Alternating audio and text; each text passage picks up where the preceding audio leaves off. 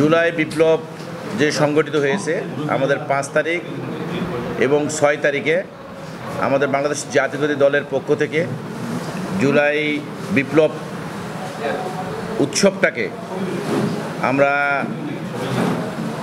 থানা পর্যায়ে 5 তারিখে র্যালি হবে এবং জুলাইয়ের যে বিপ্লব সংগঠিত হয়েছে, বিপ্লবের যারা যোদ্ধা এবং যারা শহীদ হয়েছে, যারা আহত হয়েছে, সকল এই জুলাই বিপ্লবের যারা স্টেক হোল্ডার যারা আছে, ছাত্র জনতা, বিএনপি নেতৃত্বে যে সংগঠিত হয়েছে বাংলাদেশ জাতীয়তাবাদী দল রংপুর সহ সারা বাংলাদেশে কেন্দ্রীয় কর্মসূচি দিয়েছে।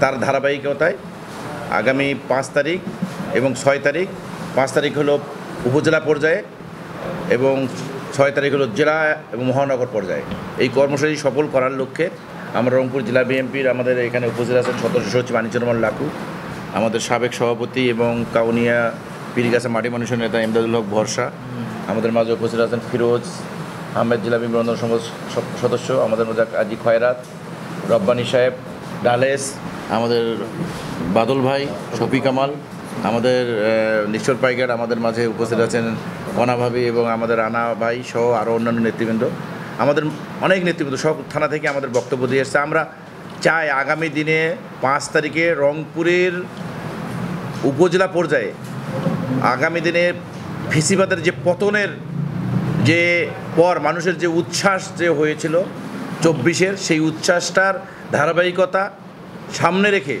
মানুষের যে স্তব্ধ হয়েছিল বাংলাদেশ এবং ফেসিবাদ যেভাবে বাংলাদেশকে স্তব্ধ করে দিয়েছিল নতুন গণতান্ত্রিক রাষ্ট্র বিনির্মাণের জন্য আমাদের প্রিয় নেতা তারেক রহমানের নেতৃত্বে আগামী দিনে যে আমরা গণতান্ত্রিক বাংলাদেশ বিনির্মাণ করতে চাই, এই গণতান্ত্রিক বিনির্মাণ করতে যা যে নির্বাচনের যে প্রত্যাশাটা আমাদের কাছে সবচেয়ে বড়, যে ফেব্রুয়ারির মধ্যে নির্বাচন আমরা চাই। এই নির্বাচনের মাধ্যমে বাংলাদেশ একটা সুন্দর গণতান্ত্রিক বাংলাদেশ প্রতিষ্ঠিত হবে। পাশাপাশি এই দেশের বিরুদ্ধে একটা ষড়যন্ত্র হচ্ছে নির্বাচনকে কেন্দ্র করে, আমরা লক্ষ্য করেছি বাংলা বিএনপির বিরুদ্ধে বিষেধাগার করছে একটি দল, বিএনপির শীর্ষ নেতৃবৃন্দের তাদের অবমাননাকর কথাবার্তা বলছে, মানে রাষ্ট্রকে একটা অস্থিতিশীল করার একটা ষড়যন্ত্র করছে। এখানে পতিত সরকারের ফেসিবাদের কিছু দুষ্ট চক্র, দেশি বিদেশি চক্রান্ত বাংলাদেশকে আগামী দিনে এগিয়ে যাওয়ার পথে প্রতিবন্ধকতা করছে। আমরা সরকারের কাছে দাবি জানাচ্ছি এবং আমাদের কেন্দ্রীয় ঘোষিত আমাদের যে এই 5 তারিখ এবং 6 তারিখে যে প্রোগ্রাম দিয়েছে, এই প্রোগ্রামে আমরা প্রমাণ করে দেবো বাংলাদেশের মানুষ আমাদের সাথে আছে, বিএনপির সাথে আছে, ধানের শীষের সাথে আছে। রংপুরের অতীতের ঐতিহ্য ফিরে নিয়ে আসতে চাই।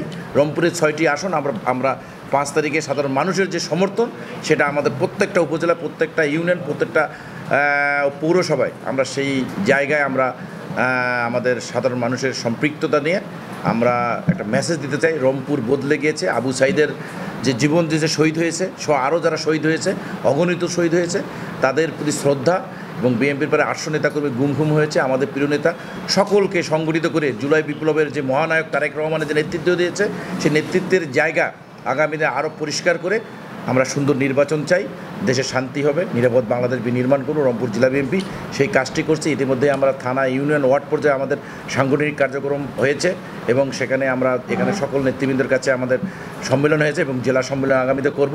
সম্মিলিতভাবে সব মিলেই রংপুর আমরা বদলে দিতে চাই। এক ঝাঁক তরুণ আগামী দিনে রংপুরে নেতৃত্ব দেবে, যারা রংপুরের প্রতি যে বিগত সরকারের রংপুরকে নিয়ে যেভাবে আমাদের পিছিয়ে পড়ে দিয়েছে, আমাদের এই জনগোষ্ঠীকে আমরা এগিয়ে নেওয়ার জন্য আমাদের জীবনের সর্বস্ব শক্তি নিয়ে আমরা এই অঞ্চলের মানুষের মুখে হাসি ফোটাতে চাই। সেই প্রত্যাশার অঙ্গীকার নিয়েই আমরা রংপুরের যাত্রা শুরু করেছি। ইনশাআল্লাহ আমাদের বিজয় হবে, রংপুরের মুখ উজ্জ্বল হবে। রংপুরে এখানে মেগা প্রজেক্ট তিস্তা সহ অন্যান্য বৈষম্য আমাদের এই দেশের জন্য, এই রংপুরের জন্য হয়েছে।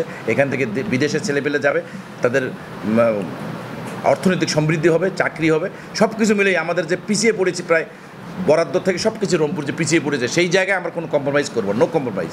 আমরা আমাদের নিজেদের জন্য এবার সংগ্রাম করব, নিজেদের ভাগ্য পরিবর্তনের জন্য নিজেদের স্থানীয় নেতৃত্ব প্রতিষ্ঠিত করব। এটাই আমাদের মূল কাজ। জুলাই বিপ্লবের যে শহীদ হয়েছে তাদের স্বপ্ন বাস্তবায়ন করব। যারা এই জুলাই বিপ্লবের যারা হত্যাকারী, খুনি, তাদের বিচার সুনিশ্চিত করা বা একটা সুন্দর বাংলাদেশ, নিরাপদ বাংলাদেশ আমরা দেখতে চাই। হ্যাঁ, আমাদের কেন্দ্রীয় নেতৃবৃন্দ আমাদের কর্মসূচি দিয়েছে। আমাদের এখন পর্যন্ত নেতৃবৃন্দ ডিস্ট্রিক্ট বা জেলা বিভাগ অনুযায়ী তারা আসবে। তারা আমাদেরকে এখন পর্যন্ত আমাদের অবগত করা নাই, এটা নির্ধারণ করবে কেন্দ্রীয়, নির্ধারণ হলে আপনাদেরকে অবগতি করা হবে। রংপুরবাসীর জন্য প্রত্যাশা তো আমরা দীর্ঘদিন ধরে রংপুর যারা বিএনপি আছি আমরা তো আন্দোলন সংগ্রাম করে আসছি যে রংপুরের মানুষের ভাগ্যের পরিবর্তন আমরা ঘটাতে চাই।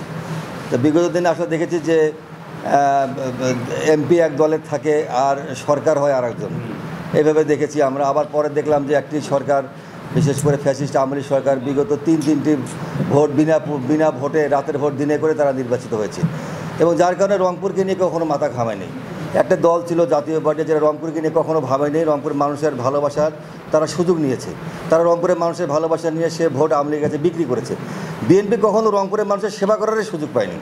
তো যাই হোক, এটা বৈষম্যের শিকার রংপুর। আমরা ইতিমধ্যে বলেছি, আবারও বলছি যে রংপুরকে বৈষম্যের শিকার হতে আমরা দেব না, এবং এক্ষেত্রে আমরা সকল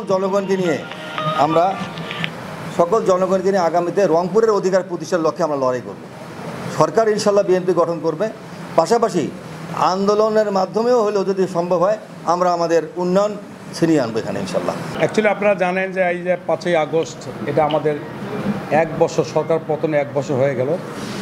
আমরা দৃশ্যমান কোনো জিনিস দেখতে পাইনি, এটাও যেমন ঠিক। আর দৃশ্যমান অন্তর্বর্তী সরকার যে দৃশ্যমান কোনো কিছু করবে না, এটাও ঠিক।